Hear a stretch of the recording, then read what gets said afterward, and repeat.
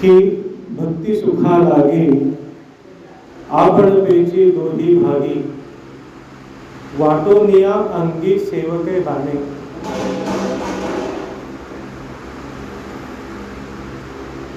श्री संत ज्ञानेश्वर माऊलींच्या ज्ञानेश्वरीतल्या या 12व्या अध्यायामधील ओवी आज आपण सेवेला घेतलेली आहे. जय हनुमान मित्र मंडळ आडावळी खुर्द एरंडवाडी आणि मुरा यांच्या माध्यमातून जो हरिनाम सप्ताह चालू आहे त्या निमित्तानं आजची ही प्रवचन सेवा श्री हनुमंतरायांच्या प्रांगणामध्ये आपण सगळे उपस्थित आहोत आणि आपल्या सर्वांना मिळून ही सेवा करायची. संतांचा संघ जो आहे हा दुर्लभ आहे. संत आपल्या जवळ असले तरी सुद्धा त्यांना ओळखणं कठीण आहे. संतांचा महिमा तो बहु दुर्गम. तुका म्हणे अंगे व्हावे ते आपण तरीच महिमा न येईल कळो. की एखाद्या संतांना ओळखायचं असेल तर आपल्याला संत व्हायला लागेल, तेव्हा त्या संतांची ओळख आपल्याला पटेल. नाहीतर संतांचं बाह्य लक्षण असं काही सांगता येत नाही. एखाद्या माणसाला सुंदर फेटा घातलाय, चांगलं धोतर घातलं, पण तो संत असेलच असं नाही. एखादा माणूस बोलण्यामध्ये अतिशय हुशार, पण तो संत असेलच असं. तुकाराम महाराजांचा एक सुंदर अभंग आहे.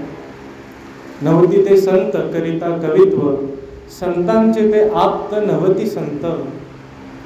की एखादा माणूस कवित्व करतोय, अभंग लिहितोय, पण तो संत असेलच असं नाही. तुकाराम महाराजांच्या काळात सुद्धा सालो मालो नावाची जी लोक होती, त्यांना असं वाटायचं की लोक तुकाराम महाराजांचे अभंग पाठ करतायत, मग आमचंही तसं काहीतरी झालं पाहिजे. मग त्यांनी सुद्धा रला र जोडून टला ट जोडून काव्य करायला सुरुवात केली. तुकाराम महाराजांच्या अभंगामध्ये याचा उल्लेख आहे. ते म्हणतात, माझी पाठ करा कवी उटी लावी दारोदार. आणि हे कवी लोकांच्या दारी फिरत होते की अहो आमचं पण म्हणा. आवाज येतोय. पण त्यांचं काव्य प्रासादिक नाही. प्रासादिक काव्य म्हणजे काय? जे भगवंतांच्या कृपेनं आलेलं जे शब्द आहेत त्याला प्रासादिक काव्य म्हणायचं. तर या सालो मालोच्या काव्यामध्ये तो प्रासादिकपणा नव्हता, नुसतांचा शब्दांचा भडीमार. त्यामुळे लोकांनी काही ते म्हणलं नाही. ते काळाच्या स्वरूपात तसंच गेलं. काही अभंग राहिले होते, मग त्या सालो मालोनी काय केलं, खाली लिहायचं तुका म्हणे. अभंग त्यांचे स्वतःचे, पण खाली लिहायचं तुका म्हणे. सालो म्हणे नाही लिहायचं, की या निमित्ताने तरी लोक आमचं वाचतील. पण त्यात प्रासादिक नसल्यामुळे, त्यात गोडी नसल्यामुळं कालांतरानं ज्या ज्या लोकांनी गाथा शुद्ध केली त्यांनी ते अभंग काढून टाकले. त्यामुळं संतांनी कवित्व हे संतांचं लक्षण नाही. कवित्व करणारे भरपूर लोक आहेत, पण त्याच्यात संतांसारखा प्रासादिकपणा नाही. एकनाथ महाराजांनी ज्यावेळी ज्ञानेश्वरी शुद्ध केली त्यावेळी ते काय म्हणलंय, ज्ञानेश्वरी पाठी ओवी करील मराठी, तेने अमृताचे ताटी जाण नरोटी ठेविली. ह्याच्यासारखी सुंदर ओवी परत होणं शक्य नाही. त्यामुळे तुकाराम महाराज म्हणतात की तुम्ही एखादं काव्य केलं म्हणून तुम्हाला संत आम्ही म्हणत नाही. पण ते म्हणतात नाही, मी तुकाराम महाराजांचा मुलगा आहे, मी त्यांचा जावई आहे, तर मला संत म्हणा. तर म्हणतं ह्याने आम्ही तुम्हाला संत म्हणणार नाही. संतांचे ते आप्त नवती संत. आहे की नाही? येथ नवे वेश सरते आडनाव, निवडे घावडाव भावा अंगी. एक कवयित्री आहे, त्यांचं नाव काय, इंदिरा संत. म्हणून त्या जर म्हटलं की मी संत आहे तर म्हणले तसं नाही. मग शेवटी काय सांगतात, तुका म्हणे नाही निरसला देह, तोवरी हे आघवे संसारी. जोवर या देहबुद्धी गेली नाही तोवरे संसारी. म्हणून संत ओळखणे हे अतिशय कठीण आहे. असे संत आपल्याकडे आले. या पोलादपूरमध्ये 1993 साली दांडेकर मामाने एक पुस्तक लिहिलं आहे वारकरी संप्रदायावरचं. त्या 93 साली ज्या दिंड्या चालायच्या त्यांची यादी त्यांनी त्या पुस्तकात दिलेली आहे. त्या पुस्तकात कोकणातली एकही दिंडी नाही.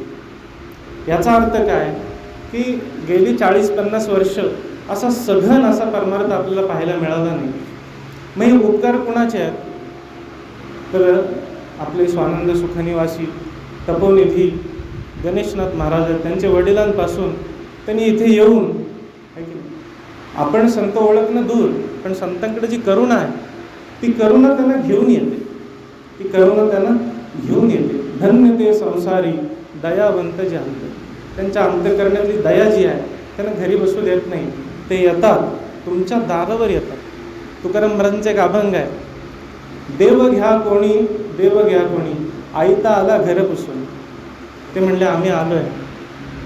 लोक म्हणतात देव नलगे, तरीसुद्धा किती त्यांच्याकडं तितिक्षा आहे बघा, किती वाट बघण्याची क्षमता आहे की ते येतात, पुन्हा पुन्हा सांगतात की अरे वाजतसे बोंब कोणी नायक ती कानी, हरी हरी न म्हणती. एवढं करून लोक भजन करत नाहीत, म्हणतात लागोन या पाया विनवितो. एवढ्यापर्यंतची वेळ आली. तर असे संत आपल्या या खोऱ्यात आले.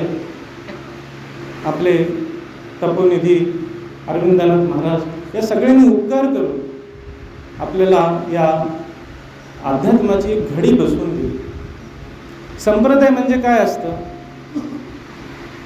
तुकाराम महाराज म्हणतात, मेघवृष्टीने करावा उपदेश, परी गुरुने न करावा शिष्य. आहे की नाही? तुम्ही म्हणाल की गुरु शिष्याचं नातं कसं आहे ते आम्हाला जाणून घ्यायचं आहे, मग गाथा उघडाल तर गाथामध्ये तुम्हाला 80% अभंग हे नकारार्थी मिळतील. तुकाराम महाराज म्हणतात गुरु शिष्यपण हे तो अधम लक्षण आहे की नाही? हे असं का म्हटलं बरं? मग उपदेश कसा करायचा? तर म्हणतात उपदेश कसा करायचा? मेघ वृष्टीने करावा उपदेश. जसं पाऊस सगळ्यांवर पडतो तसा उपदेश करायचा. आणि त्या उपदेशांमध्ये कशाचं निरूपण होतं? तर साध्याचं निरूपण होतं. म्हणजे जो उपदेश देणारा आहे हा तुम्हाला देव काय आहे, त्या देवाचं स्वरूप काय आहे, भक्तीचं स्वरूप काय आहे हे सांगू शकतो. पण तुम्ही आत्ता काय केलं पाहिजे हे तो उपदेशक सांगू शकत नाही. यासाठी गुरु लागतो, यासाठी सद्गुरू लागतो. बरं का, या शब्दांमध्ये छोटासा फरक आहे. गुरु, श्री गुरु आणि सद्गुरू. एकनाथी भागवतात त्याचा चांगला खुलासा आहे. गुरु म्हणजे काय की ज्याच्याकडनं आपण काहीतरी शिकतो. मग आपण शाळेत जातो, त्यातल्या शिक्षकांना पण आपण गुरु म्हणायचं. जसं एकनाथी भागवतामध्ये दत्तात्रेयांनी 24 गुरु केले आहे की नाही? तर ते त्यांच्याकडून एखादा गुण घेण्यासारखा असतो. त्यात दत्तात्रेयांचा एक गुरु कोण आहे? अजगर. त्या अजगरांकडून दत्तात्रेय काय शिकले की बाबा मी आयाचित वृत्ती, की मी काय मागायला जाणार नाही, भक्ष्य आलं तर पकडणार. म्हणून त्या अजगरांकडून सगळं शिकणं आवश्यक आहे का? त्या अजगराकडे प्रचंड आळस पण आहे. त्यामुळे गुरु म्हणजे काय की एखाद्यांकडून आपण एखादा गुण उचलतो, सगळे गुण उचलत नाही. आता श्री गुरु म्हणजे काय? तर ज्यावेळी तुम्हाला ते नाम देतात, तुम्हाला ते दीक्षा देतात, माळ देतात, त्यावेळी त्यांना श्री गुरु म्हणायचं. कारण त्यातला श्री जो शब्द आहे तो शक्तिवाचक आहे. त्यांची जी शक्ती आहे, आपण सारखी करती तात्काळ, किंवा अर्जुनावर जो अनुग्रह केला, मग तो सबाह्य सकंकणू, बाहू पसरुनी दक्षिणू, आलिंगिला सोशरणू भक्तराजू, हृदया हृदय एक झाले, ये हृदयीचे ते हृदयी घातले. हे जे आहे ही दीक्षा झाली. तो दीक्षा देणारा जो आहे तो श्री गुरु आहे. आणि मग जे काही नाम दिलेलं असेल, जे काही साधन दिलेलं असेल, ते साधन करून करून करून हळूहळू मला ज्याने नाम दिलेलं आहे ते सगळीकडे व्यापून आहे.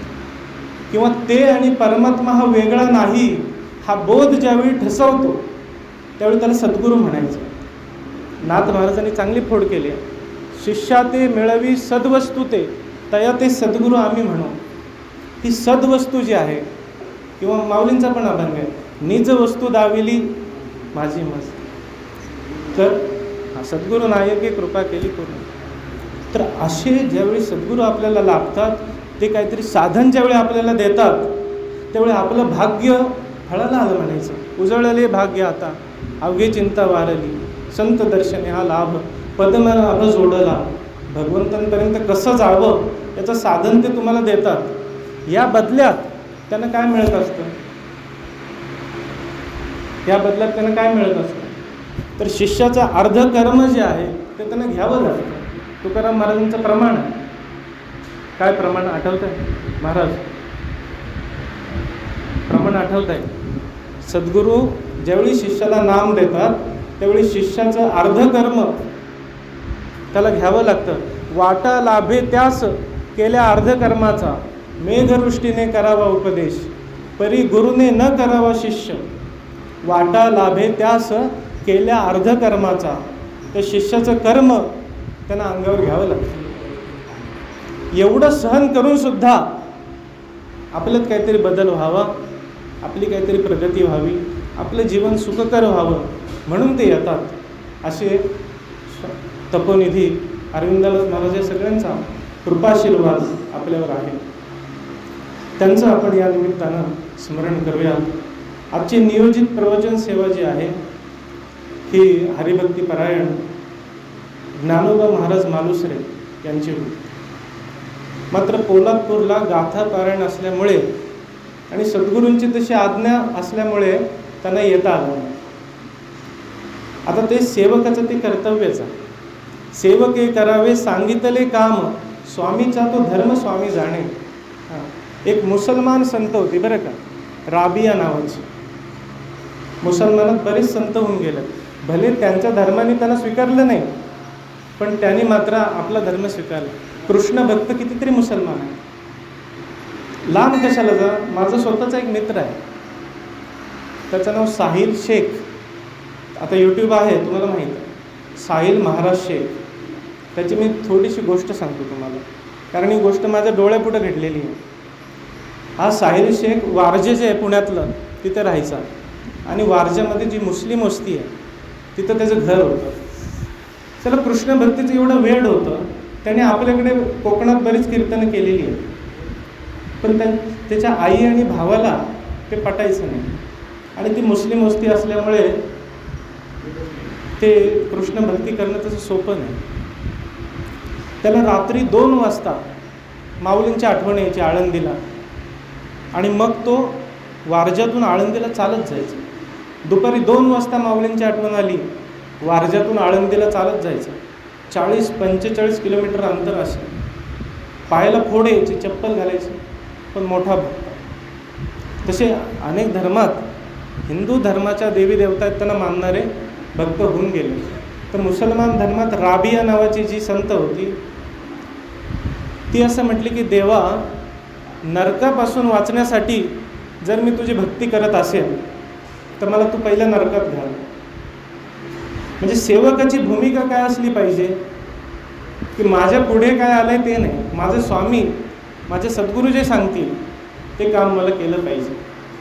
अशा भूमिकेचं अनुसरण करून आजची प्रवचन सेवा जी होती ती त्या येता आलं नाही आणि ते पोलादपूरला निघून गेली. आणि भाग्यवशात ही आमच्या वाट्याला आली. याचं कारण आमचे आजोबा वैकुंठवासी हरिभक्तीपरायण विठोबा अण्णा मालुसरे, त्यांचं प्रेम आणि त्यांची पुण्याई यानं ही संधी मिळाली. कसली संधी? तर या वाणीचं सार्थक होण्याची संधी आहे की नाही. आपण संसाराचं तर 24 तास बोलतच असतो. लोक म्हणते ना आम्ही रात्री झोपतो, काही लोक रात्री पण बडबडत असतात. पण या वाणीचं सार्थक काय? घेई घेई माझे वाचे, गोड नाम विठोबाचे. तर या वाणीचं सार्थक आज होणार यासाठी मला अतिशय आनंद झाला की हनुमंतरायांच्या हे जे स्वयंभू मंदिर आहे तिथे बसून, त्यांच्यासमोर बसून काही त्यांचे गुण जर या वाणीनं गायले जातील तर त्या वाणीची त्याच्यामध्ये सार्थकता आहे. सेवेला घेतलेली जी ओवी आहे ती माऊली म्हणतात की भक्ती सुखा लागी, आपण पेची दोही भागी, वाटून या अंगी सेवके बाणे. ही ओवी जी आहे हा सेवक आणि जो मालक आहे स्वामी यांच्यामधला संबंध काय हे स्पष्ट करते आहे की नाही. ही ओवी लिहिणारे जे आहेत हे स्वतः सेवकच आहेत. माऊली जे आहेत ज्ञानेश्वर महाराज हे स्वतः सेवकच आहेत. ज्ञानेश्वरीच्या दुसऱ्या ओवीमध्ये त्याने आपली ओळख सांगितलेली आहे. ज्ञानेश्वरीची पहिली ओवी काय? ओम नमो जे आद्या वेद प्रतिपाद्या जय जय स्वसंवेद्या आत्मरूपा. निर्गुण तत्वाचं त्यांनी वर्णन केलं. पुढे गेले, हे कुणाचं वर्णन केलं म्हणले तर वाङ्मय रूपी जो गणेश आहे त्याचं आम्ही वर्णन केलं. देवा तूची गणेशू सकलार्थमती प्रकाशू. की देवा तू आहेस, मग मी कोण आहे? म्हणे निवृत्ती दासू अवधारी तुझी. म्हणजे मी माझ्या सद्गुरूंचा सेवक आहे, दास आहे. त्यामुळं दासांनी दास्य भक्तीसाठी लिहिलेली ही ओवी आहे. त्या ओवीमधून सेव्य सेवक भाव जो आहे हा स्पष्ट होतो. आता वारकरी संप्रदायामध्ये ही जी दास्य भक्ती आहे हिला अतिशय महत्त्व. भक्ती किती प्रकारची आहे? 9 प्रकारची आहे. ढोबळ मानानं 9 प्रकारची आहे. मगाशी आमचा गुलाबराव महाराजांचा विषय निघाला होता. गुलाबराव महाराजांनी भक्ती 16 प्रकारची सांगितली. भक्ती सारामृतामध्ये भक्ती 64 प्रकारची सांगितली. अद्वैताचे जे मधुसूदन सरस्वती आहेत यांनी भक्ती 21 प्रकारची सांगितली. आणि त्यांची जी भगवद्गीतेवर टीका आहे त्याच्यामध्ये भक्तीचे 11 प्रकार सांगितले. पण ढोबळ मानानं बघायचं झालं तर त्या भक्तीचे 9च प्रकार आहेत. आणि एक श्लोक आहे त्याच्यासाठी, श्रवणम कीर्तनम विष्णोः स्मरणम अर्चनम वंदनम दास्यम सख्यम आत्मनिवेदन. ही ती 9 प्रकारची भक्ती आहे. आम्हाला जर भक्ती करायची आहे तर यातला कुठला प्रकार आम्ही निवडणार आहे की नाही? तर ह्याच्यात असा भेद करता येत नाही की जो दास्य भक्त आहे त्याच्याकडे वात्सल्य नसेल असं म्हणता येत नाही. जो वात्सल्य भक्ती करतो त्याच्यात दास्य नाही असं म्हणता येत नाही. ते 9च्या 9 भाव कुठले भाव आहेत थोडक्यात सांगतो. एक म्हणजे श्रवण, की आपण काहीतरी ऐकतो. दुसरं कीर्तन, ऐकलेलं आपण बोलतो. तिसरं विष्णू स्मरण, की आपण नामस्मरण करतो. चौथं काय?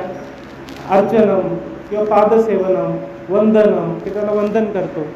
दास्यम, की हा स्वामी आहे मी त्याचा दास आहे, हा एक भाव आहे. त्यानंतर सख्यम, की हा देव आहे आणि मी त्याचा मित्र आहे, जसं अर्जुनाला वाटत होतं तसं. आणि कुठला आत्मनिवेदनम, आत्मनिवेदनाची पातळी थोडी वरची आहे कारण तिथं जीव ब्रह्माचा ऐक्य आहे. तर हे भक्तीचे जे 9 प्रकार आहेत याच्यामध्ये आपल्यासाठी कुठला प्रकार योग्य आहे? आपल्यासाठी म्हणजे कुणासाठी? तर वारकरी संप्रदायातल्या लोकांसाठी. असं समजू नका की 9तला एकाची निवड करायची, असं नाही. त्याला एकटा पाडता येतं. ते एकामध्ये दुसऱ्यांचा अंश असतो. उदाहरणार्थ सांगतो, ज्यावेळी एखादा भक्त दास्य भावात असेल त्यावेळी तो भगवंताला विनंती करतो की देवा आम्हाला मदत करा, माझं एवढं बळ नाही. तुका म्हणे नाही आपुले बळ जेणे फळ पावे ना निश्चयच. मग भगवंत त्याला मदत करतात. पण मदत केल्यावर त्या भक्ताला दुःख वाटतं. तुकाराम महाराजांचा ज्यावेळी गाथा बुडवला त्यावेळी ते काय म्हणले? थोरा अन्याय मी केला तुझा अंत म्या पाहिला, जनाची या बोलासाठी चित्त क्षोभविले, भागविलासी माय बापा बहुश्रम केल्यास खेपा. त्याला वाईट वाटतं की अरे मला कुठंतरी उणीव आली आणि मी भगवंताला हाक मारली पण भगवंताला तो त्रास झाला. ही कुठली भक्ती आहे? तर वात्सल्य भक्ती आहे. हिचा अंश आला की नाही? त्यामुळं आपण समजताना असं समजू नका की आम्ही दास्य भक्ती करतो म्हणजे फक्त दास्य करतो, त्याच्यात बाकीच्या छटा ह्या येतच जातात. असंही समजायचं कारण नाही की वारकरी संप्रदायामध्ये फक्त दास्य भक्ती आहे. ही जी माधुर्य भक्ती आहे ज्याला आपण कांता भाव म्हणतो ती सुद्धा प्रत्येक संतांच्या अभंगामध्ये आढळते. ज्या विरहिणी आहेत त्या विरहिणीमध्ये की भगवंत स्वामी आहेत आणि मी त्यांची पत्नी आहे असा भाव आपल्याला आढळतो. तर वारकरी संप्रदायाला अपेक्षित असणारी नेमकी कुठली भक्ती हा प्रश्न आपल्या पुढे आहे. तर त्याचं उत्तर असं मिळतं की दास्य भक्ती हे वारकरी संप्रदायातील संतांना अभिप्रेत दिसतं. याचं कारण असं आहे की तुकाराम महाराजांनी नवविधा भक्तीचं कौतुक केलं. तुका म्हणे नवविध भक्ती जाणे तोची शुद्ध. किंवा ते म्हणतात की नवविधा काय बोलिली जी भक्ती द्यावी माझे हाती संत जनी. की देवा ही नवविध प्रकारची काय भक्ती आहे ती एकदा मला तुम्ही संतांना विनंती करतात तुम्ही सांगा. पण या अभंगाचं पहिलं चरण जर पाहिलं तर ते म्हणतात तुमची दासीचा दास करून ठेवा.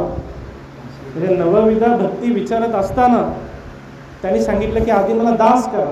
दास कसा? नुसता दास नाही, दासानुदास, की तुमचे जे दास आहेत त्यांचा मला दास करा. जसा रामायणातला शत्रुघ्न होता. शत्रुघ्न कधी काही बोलला नाही. भरत आणि लक्ष्मण हे रामांची सेवा प्रत्यक्ष करत होते.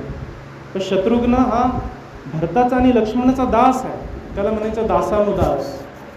मग आपण यातनं निष्कर्ष काय काढला तर वारकरी संप्रदायातील संतांना नवविधा भक्तीचं त्यांनी कौतुक केलं, पण स्वतःमध्ये दास्य भाव रुजला पाहिजे याच्याकडे त्यांनी विशेष लक्ष दिलं.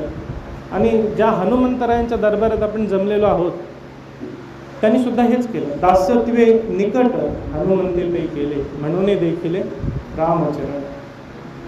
तर तुकाराम महाराज म्हणतात आम्ही दास होऊन, जे फोडिले भांडार धन्याचा तो माल आहे, तर दास होऊन आम्ही त्याचं दार उघडलेलं, असं एक प्रमाण आहे त्यांचं. तर इथे आपल्याला स्पष्ट काय झालं की भक्ती ही 9 प्रकारची आहे. त्या 9 प्रकारामध्ये संतांनी ही दास्य भक्ती जी आहे स्वीकारलेली. तर आता प्रश्न असा पडतो की दास म्हणजे नेमकं काय? दास म्हणजे नेमकं काय? एखादा कंपनीत जागा निघतात की एवढ्या माणसांची गरज आहे आणि मग लोक फॉर्म भरतात की आम्हाला घ्या, आणि तो तिथं कंपनीत जातो कामाला, त्याला दास म्हणायचं का? नाही, तो नोकरदार झाला, त्याला दास म्हणता येत नाही. कारण दास हा शब्द संस्कृतमध्ये दाश्रुहू या धातूपासून सिद्ध होतो. आणि त्या धातूचा अर्थ असा, आणि त्या धातू म्हणजे क्रियापद, त्या क्रियापदापासून दास हे नाम बनलं. त्याचा अर्थ काय? दास म्हणजे दान केलेलं, दिलेलं. तुकाराम महाराजांच्या वाङ्मयात येतात संसाराची आंधळी दासी. पूर्वीच्या काळी ज्यावेळी लग्न व्हायचं एखाद्या राजकुमारीचं, तिच्याबरोबर काही स्त्रिया पाठवल्या जायच्या, त्यांना म्हणायचं दासी, आहे की नाही? राव जो कंस होता त्यांना त्याची बहीण होती देवकी, तिच्याबरोबर 10,000 दासी पाठवल्या होत्या, आहे की नाही? किंवा ही जी कैकेयी आहे ती मंथराची दासी आहे, ही कैकेयीच्या वडिलांनी पाठवली होती, त्याला म्हणायचं दास, की दिलेलं, आहे की नाही? मग इथे दास शब्दाचा अर्थ आहे, इथं कुणी कुणाला दिलं आहे? कवणाशी दिजेलं कवणे अद्वैती येतं, आहे की नाही? तर मारुतीरायांच्या चरित्रात एक सुंदर दृष्टांत आहे. ज्यावेळी मारुतीरायांच्या जन्माची वेळ आली प्रभू श्रीरामांच्या, त्यावेळी प्रभू श्रीरामांचे सर्वश्रेष्ठ भक्त कोण आहेत? तर भजन करी महादेव रामपूजी सदाशिव. त्यांचं सतत कैलासावर बसून त्या रामनामाचं स्मरण आहे. एक दिवशी भगवान शंकर समाधीत गेले, आहे की नाही? समाधीत गेले असताना अचानक त्यांनी राम राम राम असा उच्चार करत त्यांची समाधी उत्थान पावली, भंग पावली. आता शेजारी पार्वती माता होत्या, त्यांनी विचारलं की काय झालं. तर शंकर असं म्हटले की माझं जे इष्ट आहे, ज्याच्या नामाचा मी जप करतो, ते अवतार घेणार आहेत, आहे की नाही? तुम्ही म्हणाल अवतार नाही घेतला तर आधीच कसं, ही कल्पभेदानं कथा असते, पूर्वीच्या कल्पामध्ये घडून गेलेली असते. आणि यात दुसरं पण असा भाग असतो की आपण रामाना विष्णूचा अवतार समजतो, पण काही संप्रदायामध्ये, उदाहरणार्थ रामानुज संप्रदाय, त्याच्यामध्ये राम हे वैकुंठातून नाही आले, राम हे साकेत लोकातून आले. त्यांचे राम चतुर्भुज नाहीत, द्विभुज आहेत. जसं काही कृष्ण संप्रदायामध्ये कृष्ण जे आहे ते गोलोकातून येतात, तो विष्णू लोकापेक्षा वरचा असतो. तर हा भेद आपण थोडासा लक्षात घेतल्यावरती संगती बसते. तर पार्वती माता म्हणली काय झालं, तर म्हणले मी ज्यांचं नामस्मरण करतो ते आता पृथ्वी तलावर अवतार घेणार आहेत आणि मी त्यांची सेवा करायला जाणार आहे. तर पार्वतीच्या मनामध्ये थोडंसं वियोगाचं दुःख आहे की प्रभू माझ्या शेजारी असताना ते जाणार आहेत, कारण शिवशक्ती त्याचं संमिलन आहे. तर त्या म्हटल्या पार्वती माता की तुमचा इष्ट जसा अवतार घेतोय आणि तुम्ही त्याची भक्ती करायला जाता, तसे माझे इष्ट तुम्ही आहात. मग तुमचा मला वियोग होईल, तुम्ही जाऊ नका. तर शंकर म्हणले त्याची काळजी करायची गरज नाही. का काळजी करायची गरज नाही? की मी 2 अंशानं, एका अंशानं मी इथं राहणार आहे आणि एका अंशानं मी तो अवतार घेणार आहे. तर पार्वती म्हणल्या तर ह्याच्या पुढे काही युक्ती दिसत नाही, काय करावं? तर पार्वती म्हणल्या, अहो देवा तुम्ही अवतार घेणार कशासाठी? तर म्हणलं आम्ही वानर रूपानं अवतार घेणार, आम्ही रामाना मदत करून आम्ही रावणाचा संहार करणार. आता पार्वतीने युक्ती अशी काढली की देवा रावण तर तुमचा भक्त आहे की नाही, रावणापेक्षा मोठा भक्त नाही. बलिदान त्याने शंकरांसाठी केलं. तर म्हणले तुम्ही त्या भक्ताला मारणार का? त्या भक्ताच्या नाशामध्ये तुम्ही सहभाग घेणार का? तर शंकर म्हणले नाही, असं नाही. पूर्वी रावणानं शंकरांच्या भक्तीसाठी त्याची 10 मुंडकी जी होती ती कापून त्यानं शिरकमळ जे आहे ते शंकरांच्या चरणी वाहिलं. मात्र शंकरांची जी स्वरूप आहे शंकरांचं, त्याला म्हणायचं 11 रुद्र, ती 11 रूप आहेत शंकरांची. आणि रावणाकडे डोके किती आहेत? 10 आहेत. त्यामुळे एक जे आहे, एक रुद्र जो आहे त्याला त्यांनी वाहिलं नाही. त्या रुद्राचा त्यांना अपमान केला पूजा करताना. तर शंकर म्हणले की तो 11 रुद्र जो आहे त्याच्या माध्यमातून हा अवतार होणार आहे. आणि तो 11 रुद्र म्हणजे मारुतीराय. आपला विषय काय चालला आहे की दास्य म्हणजे दिलेला. ते मारुतीराय दास आहेत, तर दिलंय कुणी त्यांना? हा कथाभाग आपला चालला. तर प्रभू श्रीरामांचा जन्म झाला आणि शंकरांना काही राहावायचं नाही, आहे की नाही. शिवोच्चम हृदय विष्णू, विष्णू विर्णोच्च हृदय शिवा, एक एकाचे हृदय गोडी साखरेच्या ठेव. हे एकमेकाचं भजन करतात. शंकर विष्णूंचं भजन करतात आणि विष्णू शंकरांचं भजन करतात. आता राम अवतार झाला. आता काकड्याच्या अभंगामध्ये येतं, शुकसनकाधिक त्रिशूळ डमरू घेऊन आला गिरिजेचा कान. ते रोज पंढरपूरला दर्शनाला येतात. तसं तिथे अयोध्येमध्ये शंकर रामांच्या दर्शनाला जात होते. कधी भिक्षुक बनून जात होते, कधी ज्योतिषी बनून जात होते की चला मी तुमच्या मुलाचं भविष्य सांगतो. आणि राम थोडे कळण्याच्या वयामध्ये आले त्यावेळी शंकर जे आहेत यांनी मदाऱ्याचा वेश घेतला. ही कथा कुठे आहे ते सांगतो. गीता प्रेस गोरखपूरनी हनुमान चरित्र हे एक पुस्तक छापलेलं आहे. त्या पुस्तकाचे लेखक आहेत स्वामी श्री अखंडानंद सरस्वती. अखंडानंद सरस्वतींची थोडी योग्यता सांगतो की जे आपल्या द्वारकापीठाचे शंकराचार्य होते आणि काश्मीर पीठाचे शंकराचार्य स्वामी स्वरूपानंद हे त्यांचे शिष्य होते, त्या अखंडानंद सरस्वतींचे. दुसरी गोष्ट अशी की त्यांना 4 शंकराचार्यांच्या पीठावरून आमंत्रण होतं की तुम्ही शंकराचार्य व्हा, पण त्यांनी नकार दिला. अशा योग्यतेच्या स्वामींनी हे पुस्तक लिहिलेलं. तर ते म्हणतात की शंकरांना वाटायचं की मी रामांचं दर्शन करू. मग त्यांनी मदाऱ्याचा वेश घेतला. मदारी म्हणजे कोण? माकडाला खेळवतात, वेगवेगळे हे करून दाखवतात. आणि ते रामांच्या राजवाड्या पुढे आले आणि बाहेर कोलाहल चालला रस्त्यावर. ते श्रीराम त्यावेळी कळत्या वयात होते, धावत धावत आले आणि त्यांनी खिडकीतून खाली बघितलं. ते एक मदारी आहे आणि त्याचा खेळ चालला आहे. आणि ते जे वानर आहे त्या मदारीच्या हातात ते असं नाचत आहे की बस रे बस. नाना त्याच्या प्रकार आणि एवढ्या उंच उड्या मारत आहे. राम लुब्ध झाले आणि आले खाली. त्या दासीला म्हणले मला खाली घेऊन चला, मला राज रस्त्यावर घेऊन चला, मला तो खेळ बघायचा आहे. आणि 1 तासभर रामाने तो खेळ मुग्ध होऊन पाहिला. आणि त्यानंतर त्याने हट्ट धरला की हे जे वानर आहे हे मला माझ्या राजवाड्यात पाहिजे. आता तो मदारी कोण होता? तर भगवान शंकर होते. आणि नाचणारा कोण होता? तो भगवान शंकरच होता. माऊली सांगतात ध्वजस्तंभावरी वानरू तो मूर्तिमंत शंकर. मारुतीराय म्हणजे शंकरच आहेत, मूर्तिमंत. मग त्याने हट्ट धरला की हे वानर मला पाहिजे. आणि मग हे आत्मदान कुणी केलं? शंकरांनी स्वतःच दान केलेलं आहे, म्हणून ते दास आहे की. अशी आपण त्याची व्युत्पत्ती सोडवली. दास्यत्वे निकट हनुन ते पे केले. मग हे कधीपर्यंत राहिले? तर ज्यावेळी विश्वामित्र त्यांचा जो यज्ञ चालायचा तिथं सुबाहू होता, मारीच होता, ती ताटका नावाची राक्षसीन होती आणि ते काय तो यज्ञ होऊ द्यायचे नाही.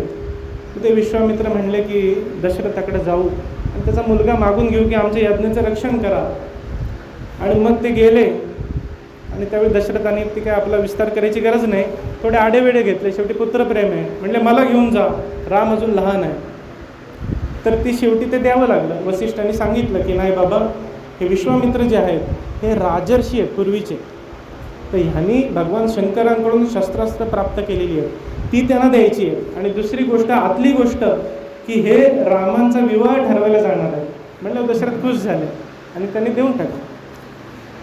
देण्याची ज्यावेळी त्यांनी वचन दिलं त्यावेळी प्रभू श्रीराम अंतःपुरात आले आणि त्यांनी मारुतीरायांना सांगितलं की तुमच्यापासून काही लपलेलं नाही, आता मी इथून विश्वामित्राचं यज्ञाचं संरक्षण करायला जातो आहे आणि तुम्ही इथून कुठे जा तर ऋष्यमुख पर्वतावर, जिथं सुग्रीव आहे, किष्किंधा वनात पंपा सरोवराच्या बाजूला, तिथे तुम्ही जा, त्या सुग्रीवाशी मैत्री करा आणि वानर सेनेचं बळ कसं वाढेल हे तुम्ही पहा. सेवके करावे सांगितले काम. आणि त्यानंतर हनुमंतराय अयोध्येतून हे किष्किंधेत आले. तर हा झाला तो भाग. तर आपण हा कशासाठी बघितला की दास म्हणजे कोणीतरी दिलेला आहे. इथं स्वतः भगवान शंकरांनी स्वतःला दिलेला आहे, त्यामुळे यानं दास असं म्हणायचं. आता सेवा म्हणजे काय, सेवक म्हणजे काय, तो दास सेवा करतो म्हणजे नक्की काय करतो. तर सेवा म्हणजे केली जाणारी गोष्ट नाही की आपण जातो देवाला उपचार करतो. तो भाग भागवतात आलेला आहे, तो असा आलेला आहे, स्वतः कृष्णांच्या मुखातूनच आलेला आहे. काय की बाबा देवळामध्ये झाडू मारणं ही सेवा, हे कृष्णाने सांगितलं बरं का. दुसरी गोष्ट की देवाला भिंती लेपन करणं ही सेवा, सडा टाकणं म्हणजे आताच्या काळात हे धुवून काढणं ही सेवा आहे. किंवा त्या परिसरात जे जे काम पडेल ते करणं म्हणजे सेवा आहे. पण सेवेची व्याख्या याच्या पुढे जाते. तो स्वामींची सेवा करतो म्हणजे काय करतो, स्वतः सेव्य होतो. स्वतः सेव्य होतो की देवानी माझं ग्रहण केलं पाहिजे, आहे की नाही, देवानी माझं ग्रहण केलं पाहिजे. सेवा करताना सेवकांना असं व्हायचं असतं की देवानी त्यांचं ग्रहण केलं पाहिजे, सेवन केलं पाहिजे, म्हणजे सेवा आहे. उदाहरणार्थ आपण भात शिजवतो, त्या तांदळामध्ये ती कणिक असते आतमध्ये, त्या कणिकेमुळे तो तांदूळ लपत नाही, आहे की नाही. प्रयत्न केला तर तो तुटतो, त्याचे दोन भाग होतात. तर तो जर व्यवस्थित शिजवला की तो चिमटीने दाबला तरी दबतो. का तर मधली जी अहंकाराची कणिका जी आहे ती आता मृदू झाली. तर सेवक तसा असतो, त्याच्या ठिकाणी अहंकार नाही, अहंकार त्याचा गेलेला आहे की नाही. पुढे आपण नवविधा भक्ती थोडी विस्तारानं पाहणार तेव्हा आपल्याला लक्षात येईल की तो सेवकाच्या ठिकाणचा अहंकार का गेलेला असतो. तर सेवक म्हणजे आपण काय करणं व्यवहार नाही, आपण आपल्याला असं बनवणं की देवानं माझं सेवन केलं पाहिजे. रामरायांच्या अवतारात त्या भिल्ल जातीमध्ये शबरी एकटीच होती का हो, कितीतरी शबरी स्त्रिया होत्या. वानरांमध्ये अंगद, सुग्रीव, मारुतीराय हे 3च वानर होते का, अनेक वानर होते. पण प्रभू श्रीरामांचा विशेष यांच्यावर लोभ कशासाठी होता, तर त्यांनी सेव्य बनवलं होतं स्वतःला, त्यांनी स्वतःला सेव्य बनवलं होतं. आता सेवा म्हणजे व्यवहार नाही की स्वतःला भगवंतानं मी आवडेन असं मी कसा होईन. मग संत सांगतात आपल्याला भगवंतांना काय आवडतं, आवडे देवाशी तो ऐका प्रकार, नामाचा उच्चार रात्रंदिवस, तुळशी माळ गळा, गोपीचंदना टिळा, हृदयी कळवळा वैष्णवांचा. हे तुम्हाला सांगतात की देवाला अमुक अमुक आवडतं, तसे तुम्ही व्हा, मग देव तुमचं सेवन करतील, आहे की नाही. तर याला सेवक म्हणायचं की तो स्वतःमध्ये एवढे बदल घडवतो की भगवंत त्याचं सेवन करतात. जर आपलं उदाहरण घ्या आता आंब्याचा, तो पोपट येऊन किंवा आंबा जोपर्यंत पिकत नाही तोपर्यंत पक्षी येऊन त्याला चोच मारत नाही. आंब्याला काय करावं लागलं, स्वतःच्या ठिकाणी जो आंबटपणा होता तो काढावा लागला, जी कडकपणा होता तिथं रस निर्माण करावा लागला, आहे की नाही. त्यासाठी उन्हामध्ये तापावं लागलं, त्यावेळी त्या पक्ष्यानं त्याचं सेवन केलं. तसं आम्हाला सेवक जर व्हायचं आहे तर आमचं अंतःकरण शुद्ध असलं पाहिजे, आमचं बोलणं गोड असलं पाहिजे, देवाला आवडलं पाहिजे. याला सेवक म्हणायचं. सेवकाची दुसरी एक भूमिका अशी आहे की सेवक जो आहे हा काही मागत नाही देवाकडे, देवाकडे काही मागत नाही. एक 60 वर्षापूर्वी दिल्लीमध्ये एक कुटुंब होतं बरं का. तर त्याच्यामध्ये ती माणसं खूप श्रीमंत होती आणि चांगले संस्कार श्रीमंती पण होती आणि संस्कार पण होते. तर तिथे एकाला त्यांनी उत्तराखंडमधून, जे उत्तराखंड राज्य आहे, तिथून त्यांनी एका माणसाला घरामध्ये आणलं आणि तेव्हापासून तो माणूस त्या घरातलं सगळं काम करायचा. नंतर ज्याने आणलं त्याला 2 मुलं झाली. आता तो त्या मुलांचं काम करायला लागला. लहानपणापासून त्यांनी अंगा खांद्यावर खेळवली, वाढवली, त्यांना भरवलं, त्यांना तो शाळेत सोडायला गेला. अशी त्यांनी भरपूर सेवा केली त्या कुटुंबाची.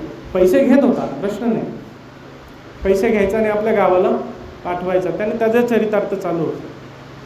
तर ही 2 मुलं जी ती मोठी झाली आणि ते वडील होते ते वारले आणि सगळी कंपनी वगैरे सगळे पैसा या 2 मुलांच्या हातामध्ये आला.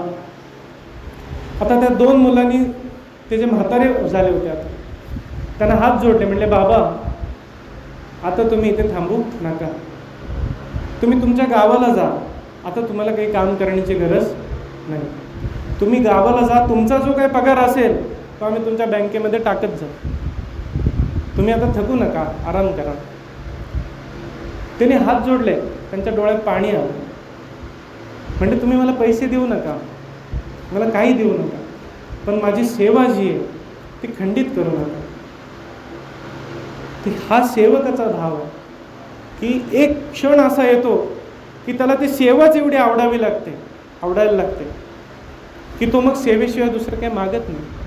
आपल्या सगळ्यांच्या आयुष्यात ही वेळ येणार, जर आपण, शेवटी माणूस आहे, सुरुवातीला तो अध्यात्मात येतो, काहीतरी दुःख असतं, घरचं व्यवस्थित चाललेलं नाही, बाहेरचं व्यवस्थित चाललेलं नाही, तो काहीतरी स्वार्थ घेऊन येतो, देवापुढे हात जोडतो. पण हळूहळू अशी वेळ येते की काही, प्रल्हादाला ज्यावेळी म्हणले काहीतरी माग, त्यावेळी प्रल्हादाने काय मागितलं, म्हणले मागण्याची इच्छाच होऊ नये, हे मला दे. तर असा भाव जो आहे हा प्रत्येक भक्ताच्या अंतःकरणात येतो, तोपर्यंत ही सेवा करायची असते, आहे की नाही. भागवतामध्ये ती कथा येते, श्रीकृष्णाचा जो सारथी आहे त्याचं नाव आहे दारुक. तर एक दिवशी असाच उन्हाळ्याचे दिवस होते आणि त्यावेळी दारुकाच्या हातात पंखा होता, आहे की नाही, विंझणा, आणि त्या पंख्यानं तो दारुक जो आहे श्रीकृष्णाचा सारथी, तो भगवंतांना हवा घालवतो. हवा घालता घालता त्यांनी बघितलं, म्हणले अरे किती सुंदर रूप आहे हे. वटपत्रावर जे बालक झोपलेलं, सगळे देव म्हणले की देवा ते आम्हाला बघायचं आहे परत. आणि ते ज्यावेळी झालं त्यावेळी सगळे लोक चोरून येऊन ते बघायला लागले. श्रीकृष्णांचं स्वतःचं सौंदर्य एवढं होतं की एक दिवशी त्यांनी सहज आरशात बघितलं तर ते मुग्ध झाले स्वतःच्या रूपावर, एवढं त्यांचं मोहक रूप होतं. योगिया मुनिजना ध्यानी म्हणतात ना, किंवा योगीच्या ध्यानी ध्याता नातुडसी, तो योग्यांच्या ध्यानी येत नाही, तो आम्हापाशी मागे पुढे. असा हा दुर्लभ असा भगवंत, तो दारुक म्हणतो केवढं हे माझं भाग्य आहे, हे माझं केवढं भाग्य आहे की मला त्यांची सेवा करायला मिळते. आणि जो ती सुखोर मी त्याच्या आतून उचंबळून आली आणि त्याला मूर्छा यायला लागली. होतं काय, ज्यावेळी प्रेम किंवा कुठलीही वृत्ती ज्यावेळी अनावर होते त्यावेळी माणूस बेशुद्ध पडायचा धोका असतो, त्याला ती मूर्छा येते आणि तो दारुक मूर्छित व्हायला लागला त्या आनंदानं. जे अष्टसात्विक भाव आहेत याच्यामध्ये मूर्छना हा एक भाव, मूर्छना नाही मूर्छा, आहे की मूर्छना ही संगीतात गेली. तर त्यांना ती बेशुद्ध व्हायला लागली. ती समाधी आहे बरं का, ती समाधीच आहे, अल्पकाळासाठी का होईना ती समाधी आहे. जेव्हा प्राणांचं आकर्षण सुषुम्नेत होतं त्यावेळी ती समाधीच असते. भले काष्ट समाधी असू दे, युत्थान पावणारी समाधी असू दे, ताटस्थ्य समाधी असू दे, जो जसा अधिकारी असेल तो तेवढ्या वेळानं तो बाहेर येतो.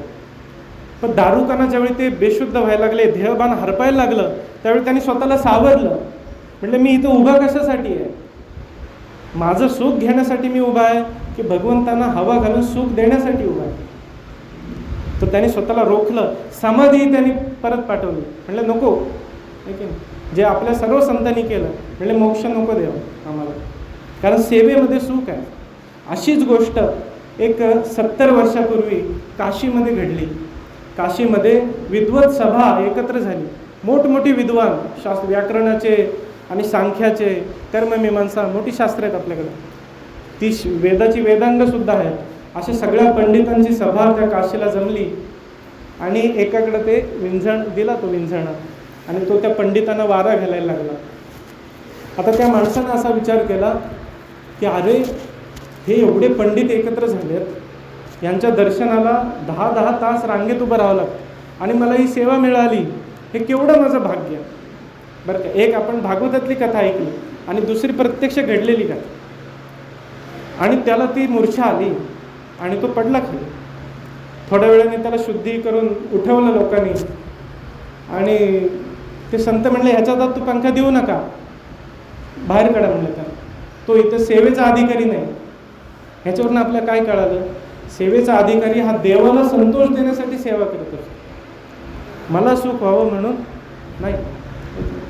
मग ही सेवा किती सोपी आहे आणि या दास्य भक्ती जी आहे हे आपल्या सगळ्या संतांनी सांगितली ती किती सोपी आहे. आपल्याला असं वाटेल दास्य होणं हे खूपच सोपं आहे. एखाद्या तुम्हाला म्हणलं कंपनीचा मालक होतोस की तिथं कामाला जातोस, कामाला जाणं हे सोपं आहे. मालक होण्यात किती 12 भानगडी आहेत. एवढं भांडवल गोळा करायचं आहे, तर जमिनीचं अधिग्रहण करायचं आहे, हजारो परमिशन मिळवायचे आहेत त्याला. तर आपल्याला असं वाटेल परमार्थात दास्य होणं सोपं आहे, तर ते तसं नाही. त्यालासुद्धा एक शास्त्राचा क्रम आहे आणि तो क्रम आहे नवविधा भक्तीचा. त्याच्यामध्ये पहिली भक्ती त्यांनी सांगितली ही श्रवण भक्ती. कारण काय आहे की हे जे अदृष्ट आहे निर्गुण परमात्मा हा तुमच्याकडं येणार कसा? साधू संतांनी तर लिहिलेलं आहे, पण ऐकायला तर पाहिजे कोणाच्या तरी मुखातून. देखील आता श्रवण म्हणजे काय ते नीट सांगतो. श्रवण म्हणजे असं आहे की ते संतांच्या किंवा सद्गुरूंच्या मुखातनं जे ऐकलं जातं त्याला श्रवण म्हणायचं. दुसरी गोष्ट, श्रवणाचं मनन ज्याला होतं, नाहीतर म्हणतात नाथ महाराज भागवतात, तैसे केलिया श्रवण ते मनने होय परम पावन, ते नसताची जाण परिपाकी पूर्ण वांज होय. जर तुम्ही श्रवण करताय पण त्याचं मनन केलं नाही, आपल्या अंतःकरणात काही उतरवलं नाही, तर ते श्रवण वांज होतं म्हणतात. आपल्याला सगळं प्रसिद्ध दृष्टांत माहीत आहे. ही जी गीता आहे ही कुणी ऐकली? तर संजयाने ऐकली. त्याचं काय झालं तर म्हणतात आतुलेनी सुखोर्मेची निबळे बाहेरी कापे, एवढी त्याला सुखोर्मी दाटून आली. पण धृतराष्ट्राचं काय झालं? माऊली म्हणतात म्हैसा बैसला पुरा. जसा एखाद्या चिखलामध्ये रेडा बसतो तसं म्हणलेला काही फरक पडत नाही, कारण त्यांनी मननच केलं नाही ना. त्याला घ्यायचं त्याची पूर्वग्रह दूषित बुद्धी आहे, त्याला ते ऐकायचंच नाही. त्यामुळे श्रवण म्हणजे आपण ऐकणं नाही. श्रवण म्हणजे एक ते संत मुखातनं झालं पाहिजे, सद्गुरूंच्या मुखातून झालं पाहिजे, कारण सांगणारा अधिकारी पाहिजे. ऐक ना, सांगणारा अधिकारी नसेल तर ते ठसणारच नाही. आता ह्यात पण एक भाग आहे, जर ऐकणाऱ्याच्यात तेवढी भक्ती असेल, आहे की नाही. आता ती कथा आपल्याला सगळ्यांना माहिती आहे, परत सांगतो मी. एक ब्राह्मण होते आणि त्यानं त्या कुठेतरी पंचांग सांगितलं, कुठेतरी मुलाचा जन्म झाला, ते पंचांग सांगून आले आणि ओढा होता तिथं स्नान केलं आणि त्यांची संध्या करायची असते, आहे की नाही. त्रिकाल संध्या करतात, 2 वेळा तरी करतात. तर त्या संध्येमध्ये प्राणायाम करावा लागतो, आहे की नाही. आपली डाव्या बाजूची जी नाडी आहे ती इडा नाडी आहे, म्हणजे चंद्र नाडी आहे, आणि उजव्या बाजूची आहे ती सूर्य नाडी आहे, म्हणजे पिंगला नाडी. त्या कुठल्या नाडीत कुठल्या नाकपुडीतून श्वास चालतो ह्याच्यावर मोठं शास्त्र अवलंबून असतं. यासाठी शुचिरभूत जर व्हायचं आहे तर त्या संध्येमध्ये प्राणायाम करतात. तर ते ब्राह्मण बसले आणि त्यांनी प्राणायामाला सुरुवात केली. तर एक गुराखी जो होता तो आपला गायी चालत होता आणि त्यांनी बघितलं, म्हणजे काय नाक धरतायत. आणि त्यांची संध्या संपली आणि ते गुराखी तो त्यांच्याकडे आला आणि तो गुराखी म्हणला, बाबा तुम्ही काय करताय? म्हणलं असं नाक एक दाबताय, दुसरं नाक दाबताय. त्या पूरक म्हणजे श्वास घेणं, रेचक म्हणजे सोडणं, आणि धरून ठेवणं म्हणजे कुंभक. आता तो घेतला तर पूरक, आहे की नाही, आणि धरून ठेवला तर आंतरकुंभक, कारण आत धरून ठेवला, आहे की नाही. सोडला तर रेचक आणि परत घेतला नाही तर बहिर्कुंभक, आहे की नाही. असं त्या प्राणायामाचं मोठं शास्त्र असतं. तर ते म्हणले ते ह्याला काय समजणार? तो म्हणला अरे मी त्याने विचारलं की बाबा तुम्ही नाक का दाबताय? तर म्हणले अरे नाक दाबल्यानं देव मिळतो म्हणून मी नाक दाबलं. ते ब्राह्मण आपले निघून गेले एवढं सांगून. तर त्या गुराख्याचा विश्वास की नाही यांनी सांगितलं तर खरंच असेल. मग त्यांनी नाक पकडलं, पूर्ण बंदच केलं त्यांनी नाक, आहे की नाही. आणि प्राण कासावीस व्हायला लागला. पण त्याची श्रद्धा एवढी होती की त्याने ते नाक सोडलंच नाही. भगवंतानावर घाम फुटला. म्हणले ते लगेच आले तिथे पुढे. म्हणले उठ, तू ज्याच्यासाठी नाक दाबलंयस तो मी आलो आहे. ते म्हणले नाही, मी तुम्हाला ओळखत नाही. त्याने त्या ब्राह्मणाला जाऊन धरून आणलं. म्हणले अहो हाच आहे का तो? त्या ब्राह्मणाने हात जोडले. हे सांगितलं कशासाठी? की सांगणारा ठीक आहे, दरवेळी चांगला मिळेलच असं नाही, पण ऐकणाऱ्याची ती श्रद्धा असेल तर त्याला ते फळेल. आपला विषय चालला श्रवण भक्तीचा, की श्रवणासाठी ह्या कसोट्या पाळल्या पाहिजेत.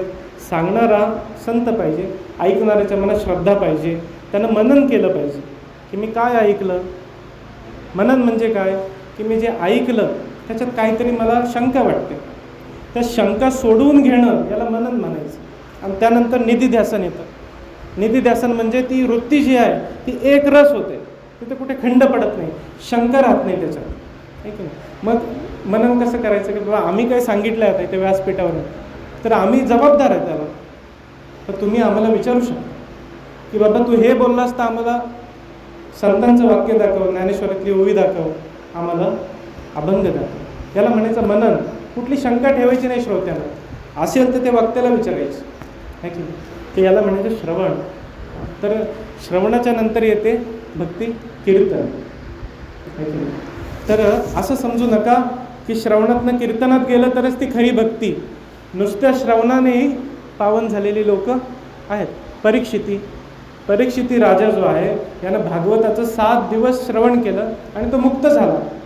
त्यामुळं आपण असं समजू नका, जो आपला पहिला विषय होता की एक एक भक्ती वेगवेगळी बघायची किंवा एका भक्तीपेक्षा दुसरी श्रेष्ठ, असं काही नसतं. तुम्हाला जी रुचेल पटेल. काही लोक एवढे हुशार असतात श्रोते, पण त्यांना कीर्तनाचा बात जमत नाही, त्यांना बोलता वगैरे येत नाही, पण त्यांचा अभ्यास काही कमी नसतो. असे लोक आपल्या ओळखीचे असतील. त्यांनी आता माझ्या ओळखीतलं तर आमचे आत्ता ज्यांचं निधन झालं सखाराम महाराज गाडे, ते तिथे बसून सांगायचे. त्यांनी कधी प्रवचन केलं असं काही मला आठवत नाही, पण अभ्यास असतो, हे की नाही. तर विषय मी विसरलो काय बोलायचं होतं. कीर्तन भक्ती. तर आपलं सांगायचं असं आहे की काही लोक नुसतं श्रवण करतात, त्यांना कीर्तन भक्ती जमत नाही. ह्याचा अर्थ ते कनिष्ठ आहेत असं बिलकुल नाही, आहे की नाही. वक्त्यापेक्षा ते भरपूर आगाध ज्ञानी असतात. त्यामुळं भक्तीची व्यवस्था अशी लावायची नाही की श्रवणामधून तो कीर्तनात गेलाच पाहिजे. लोक आता हल्ली पद्धत आहे, थोडंसं काय वाचलं की लोक म्हणतात अरे तू कीर्तन कधी करणार. आवश्यकता नाही. श्रवण भक्ती तुम्हाला मुक्त करायला समर्थ आहे. तर त्यानंतर दुसरा एक टप्पा येतो भक्तीचा, कीर्तन. कीर्तन म्हणजे काय? की ज्याच्याविषयी आम्ही ऐकलेलं आहे, काहीतरी बोलावंसं वाटतं. ही प्रेमाची खूण असते. आपल्याला जे आवडत असतं, एखाद्या ठिकाणचा पेढा जरी आपल्याला आवडला आणि कुणी विचारलं की अरे पेढे कुठे चांगले मिळतात, तर आपण म्हणतो अरे ते प्रशांत कॉर्नर आहे ना, तिथे चांगली मिठाई मिळते म्हणतो. त्यांनी काय आपल्याला जाहिरातीचे पैसे दिलेत का? नाही, पण आपलं आवड झाली ती. तसे श्रवण आम्ही ज्याचं ऐकतो, प्रत्येकाचं कोणतरी उपास्य दैवत असतं. कुणाचे हनुमंतराय असतील, कुणाचे रामराय असतील, कुणाचे श्रीकृष्ण असेल, कुणाचे विठ्ठल असतील, कुणाचे संतसुद्धा असतील, तुकाराम महाराज असतील, माऊली असतील. त्यांच्या संदर्भात आम्ही जे ऐकतो त्यांनी त्यांच्यावर प्रेम उत्पन्न झालं पाहिजे. आणि ज्यावेळी प्रेम उत्पन्न होतं त्यावेळी त्याचा अनुवाद होतो, ते बाहेर येतं. त्याला म्हणायचं कीर्तन. कीर्तन म्हणजे काय? दरवेळी तो विना घेऊन रामकृष्ण हरी, 2 पकवास, मागं गायक, असं नाही. कीर्तन म्हणजे तुम्ही त्याचे गुण जे गाता त्याला पण कीर्तनच म्हणतात. गवळणी, निळोबाऱ्यांच्या गवळणी, स्वये सुखाचे झाले अनुभव, एक एकी पाशी कथयंतशी मा नित्यम, तुष्यंतीचे रमंतीचे. एक एकी पाशी सांगतील भाव. त्या गवळणी बसायच्या आणि सांगायच्या अरे कृष्णानं आज ही लीला केली, आहे की. ते याला कीर्तन म्हणायचं. आणि भगवद्गीतेत पण एका ठिकाणी म्हणतात सततं कीर्तयंतो मा. म्हणजे हे काय? हे कीर्तन सांगितलं आहे का की विणा घेऊन उभं राहायचं? हे सतत होईल का 24 तास? नाही. होतात कीर्तन काही ठिकाणी, नाही असं नाही, पण हल्ली 2 तासाचं कीर्तन ते संपलं. तर हे सतत जे कीर्तन आहे की नाही, ते आपण करू शकतो. श्रवणातून ज्याला प्रेम उत्पन्न झालं आपल्या उपास्य देवतेवरचं, तो त्याचे गुण गायला लागतो. गुण गायना आवडी हेची माझी सर्व जोडी. तो वर्णन करायला लागतो. अरे हा देव तुम्हाला माहीत आहे का, यानं हे केलं. यानं तो वनवासाला जाताना केवट म्हणले नावाडी होडी चालवणारा त्याला आपला मित्र मानला, हे तुम्हाला माहीत आहे का? त्याच्याकडे तुम्ही जाल तर तो तुमचा अवहेर करणार नाही, तुमचं जात वर्ण कुल बघणार नाही, तुमच्याकडे किती पैसा आहे. म्हणले शबरी तर भिल्ली नव्हती, आम्ही स्वतः या जगाचे चालक मालक तिच्याकडे चालत गेले म्हणजे. तर असं तो वर्णन करायला लागतो. हां ऐके ना. तर ह्याला म्हणायचं कीर्तन. आणि त्यानंतर काय येतं? श्रवणम कीर्तनम विष्णू हो स्मरणम. त्यानंतर अंतःकरण स्मरण व्हायला लागतं. श्रवण कधी होतं? तो व्यवहार, एक सांगतोय एक ऐकतोय, आहे की नाही. कीर्तन कधी होतं? तिथं पण एक माणूस सांगत असतो, पण ज्यावेळी ऐकणारा पण नसेल त्यावेळी आपण बसून काय करायचं? स्वतःशी बोललं तर लोक म्हणतील त्याला वेळ लागलं. मग तो अंतःकरण स्मरण करतो, आहे की नाही.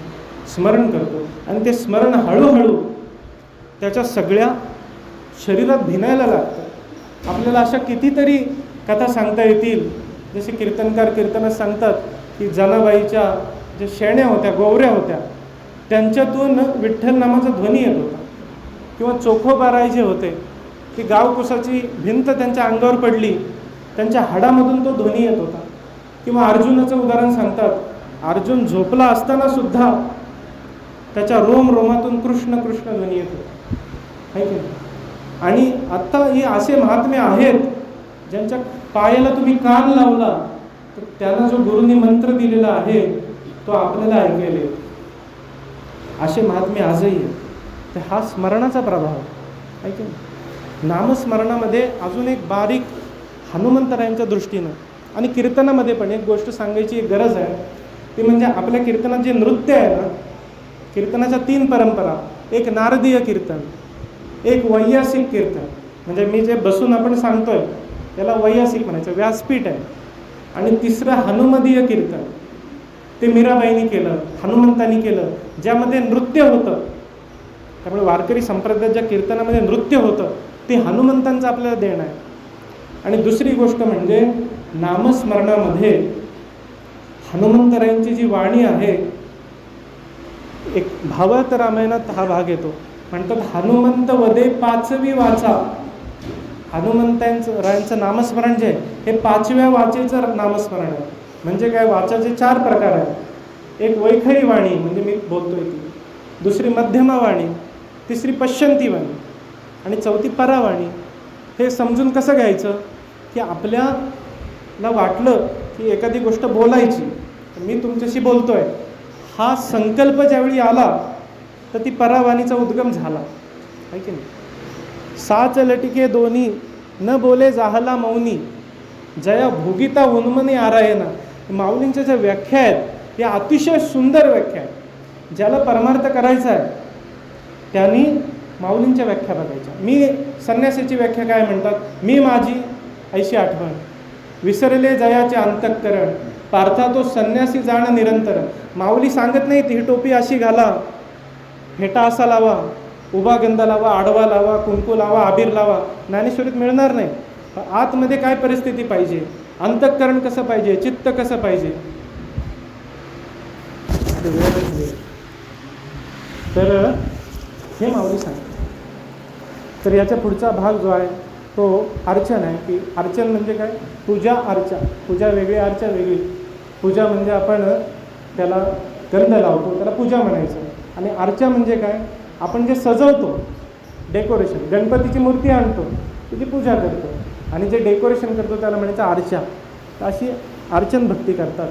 त्यानंतर जो पूजा करतो त्याला अभिमान येऊ शकतो की हे मी केलं, आहे की नाही. गणपतीचं डेकोरेशन आपण करतो तर लोकांना सांगतो, अरे बघा किती चांगलं डेकोरेशन केलं. हा अर्चन भक्तीत हा एक काय म्हणतात त्याला ड्रॉबॅक, कमतरता अर्चन भक्तीमध्ये. मग त्याला काय करावं लागतं तर त्याला वंदन भक्तीमध्ये जावं लागतं. तुकाराम महाराज म्हणतात, वंदिनं मी भूते आता अवघीचं समजतं. वंदिनं का? तर वंदन केल्यावर म्हणतात ना, ऐशी ऐशाने भेटत तिथं साधू, लघुत्व सर्व भावे अंगीकारी. जो झुकायला शिकतो ना त्याला अभिमान राहत नाही. आणि आपण जिथून सुरुवात केलेली विषयाची की दास जो आहे त्याच्यात अभिमान राहत नाही, कारण तो वंदन भक्तीतून पुढे आलेला आहे ना, आहे की नाही. जे जे भेटे भूत ते ते मानिजे भगवंत. तो झुकायला शिकलेला आहे. त्यामुळं आता त्याची पुढची जी पायरी आहे ती दास्य भक्तीत तो येतो. दास्य भक्तीत येतो त्यावेळी तो काय करतो, निस्साधन होतो. निस्साधन म्हणजे भगवंत जे काही करशील ते तू जे सांगशील ते मी करीन. दास्य भक्तीमध्ये आपला प्रवेश कसा झाला याचं लक्षण आहे ते म्हणजे आपल्यातले दोष आपल्याला दिसायला सुरुवात होते.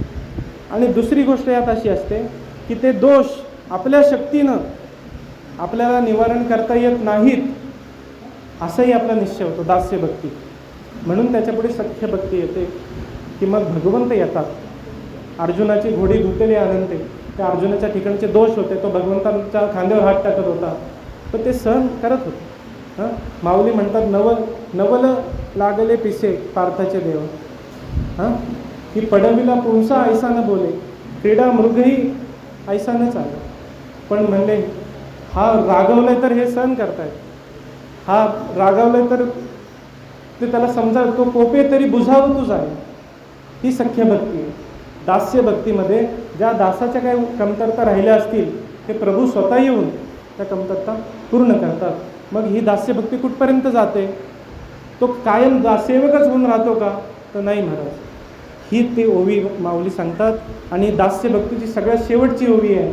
माऊली म्हणतात का भक्ती सुखा लागी आपण पेची दोही भागी, वाटून या अंगी सेवके बाण. हनुमंताने एकदा विचारलं की वसिष्ठाने विचारलं की कोच स्वामी, की हनुमंत तू कोण आहेस? तर हनुमंत म्हणले की हे जे रामप्रभू दिसत आहेत देहदृष्ट्या तो दासोहम, की देहदृष्ट्या बघशील तर मी त्यांचा दास आहे. जीवदृष्ट्या त्वदम अंशकः, मी त्यांचा अंश आहे जीवदृष्ट्या. आणि ब्रह्मदृष्ट्या काय आहे मी प्रत्यक्ष श्रीराम आहे की नाही. तत् अहम, ते जे आहे तेच मी आहे. त्यामुळे दास्य भक्त हा भगवंतांबरोबर एकरूप झालेला आहे. भगवंतांबरोबर एकरूप झालेला आहे. तो पराभक्तीत गेलेला आहे. गौणी भक्ती त्याची सुटलेली आहे तरी सुद्धा त्यानं दास्य तर स्वीकारलेलं आहे. आणि हनुमंतांचं जे दास्य आहे ते अशा प्रकारचं आहे. कशा प्रकारचं आहे की भक्ती सुखा लागी आपण पेची दोही भागी, वाटून या अंगी सेवके बाणे. जसा पत्ते खेळणारा एखादा माणूस असतो आणि त्याचा जोडीदार समजा गेला तर तो मग स्वतःच त्याचे पण पत्ते टाकतो की तू पण आहे की नाही. असतो खेळणारा एकच पण तो दोन म्हणून खेळतो. तसे हे भगवंत आहे. ज्यावेळी त्याने दास्य भक्तीची आवड उत्पन्न होते त्यावेळी दास्य रूपानं ते स्वतः दासाच्या रूपानं स्वतःच होतात. ही दास्य भक्तीची चरण सीमा आहे. ही माऊलीने इथं सांगितले की आपण पेची दोही भागी, की आपणालाच तो दोन भागात वाटतो. वाटून या अंगी सेवके बाणे. तर आज दास्य भक्तीच्या निमित्तानं जी काय आकस्मिक सेवा तुमच्या वाट्याला आली, जसं चिंतन होतं, जशी बुद्धी होती त्याप्रमाणे काही सांगण्याचा प्रयत्न केला. ही दास्य भक्तीची जी बुद्धी आहे ही आपल्या सर्वांच्या आयुष्यात आली पाहिजे. कारण परमार्थाची सुरुवात करताना दास्य भाव हा सगळीकडे जमतो. आपले श्रीगुरु जे आहेत त्यांच्या ठिकाणी आपण सख्य भक्ती करू शकत नाही की चला हा माझा मित्र आहे म्हणू शकतो का? नाही म्हणू. किंवा कांता भक्ती करू शकत नाही की सद्गुरू आणि आमचा पती पत्नीचा व्यवहार, तसं होत नाही. पण दास्य भक्ती जी आहे ही सगळीकडे चालते. ही दास्य भक्ती त्यांच्या कृपेनं आहे की नाही. तुकाराम महाराजांनी पण त्यांनाच विचारलं, शरण शरण जे हनुमंता, तुम्हा आलो रामदूता, काय भक्तीच्या त्या वाटा मज दावाव्या सुगटा. आपण पण सर्वांच्या वतीनं मी त्यांच्या चरणी प्रार्थना करतो ही जी दास्य भक्ती आहे ती आमच्या अंतःकरणात यावी. आणि त्यासाठी तुम्ही आमचं वेळोवेळी रक्षण करा. आम्हाला ती दास्य भक्ती आमच्या आयुष्यात यावी अशी बुद्धी द्या. ती बुद्धी आल्यावर त्याचं निर्वाहन पण झालं पाहिजे. त्यासाठी तुम्ही आम्हाला शक्ती द्यावी अशी प्रार्थना सगळ्यांच्या माध्यमातून मी प्रभू मारुतीरायांच्या चरणी करतो. झालेली सेवा आमच्या सद्गुरूंच्या चरणी अर्पण करतो आणि इथे वाणीला विराम देतो. कुंडली गौरवा आहे.